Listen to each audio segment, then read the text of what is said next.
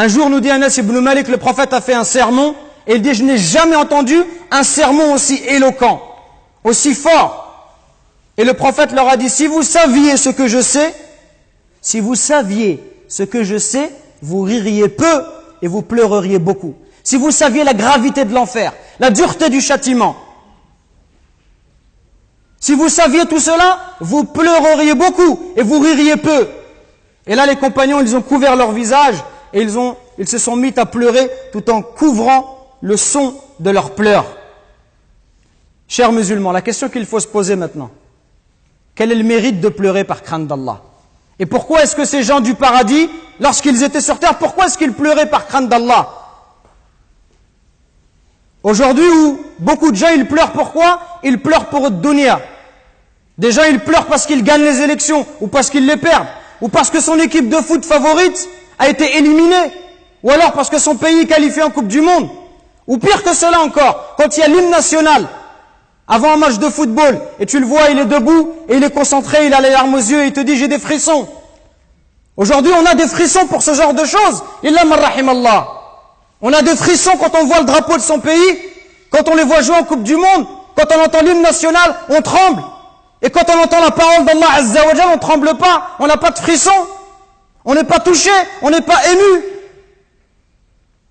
Sachez que celui qui pleure par crainte d'Allah, sachez qu'Allah Azza wa Jalla, il aime cette goutte, il aime cette larme qui coule sur ton visage. Aujourd'hui, la vie d'ici-bas, elle prend trop de place. On aime trop de dunya, on aime trop l'argent. Au point où même quand on fait la prière, avant la prière, pendant la prière, après la prière, on pense qu'à l'argent. Les commerçants, ils pensent à leur business. Est-ce qu'il tourne, est-ce qu'il tourne pas? Et chacun, il est préoccupé par sa voiture, par ses enfants, etc., etc. Au point où cette prière, elle n'a plus de saveur. Elle devient thaqilatun ala an-nufus. Elle devient une lourdeur pour les croyants, une lourdeur pour les âmes. Cette prière, on la goûte plus, ça devient un fardeau dont on veut se débarrasser. Le prophète, alayhi salatu wassalam, nous dit, il n'y a rien de plus aimable à Allah Azza wa Jal que 2 gouttes et 2 traces. Et parmi ces gouttes, il a cité une larme versée par crainte d'Allah.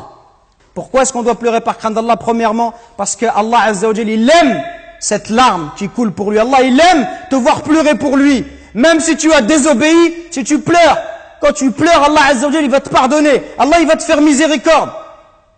Deuxièmement, sachez que celui qui pleure par crainte d'Allah, Allah il ne le fera pas rentrer en enfer. Le prophète alayhi salatu wassalam nous dit, n'entrera pas en enfer un homme qui a pleuré par crainte d'Allah.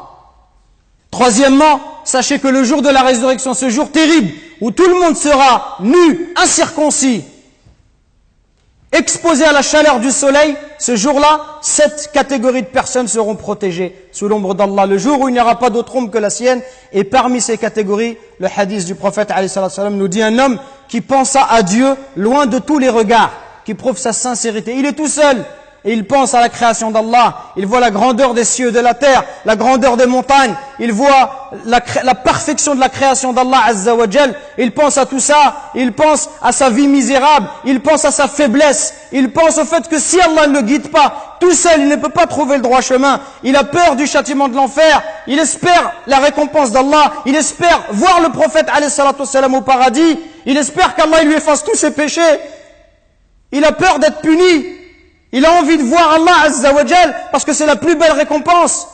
Celui-là qui est tout seul, par sincérité envers Allah, et il se met à pleurer, Allah Azza wa Jal, il a pris l'engagement de le protéger. Donc ne soyez pas désespérés, la porte du repentir, la porte de la miséricorde, elle est grande ouverte, mais prenons cette voie-là et détachons-nous de la vie d'ici-bas. Détachons-nous de la vie d'ici-bas, arrêtons systématiquement de parler de dunya et notamment de football, parce que beaucoup de jeunes, ils sont éprouvés par ça. Dès qu'ils sont à la mosquée, à l'extérieur, la seule discussion qu'ils ont, c'est le football et rien d'autre. Pas une seule fois tu les entends parler d'Allah, pas une seule fois tu les entends parler d'un verset coranique, pas une seule fois d'un hadith. Toujours et la même chose, le football, le football. C'est Shaitan qui nous a dressé ce filet, comme un pêcheur qui jette son filet à la mer. Shaitan, par ses loisirs, ses divertissements qui sont extrêmement nombreux dans la société de consommation dans laquelle nous vivons, il cherche à dissiper et à éloigner le serviteur d'Allah Azza wa Jal. Et il le préoccupe. Certains par le football, d'autres par la musique, d'autres par autre chose, au point où le serviteur, il n'a dans son cœur que l'amour de ces choses-là.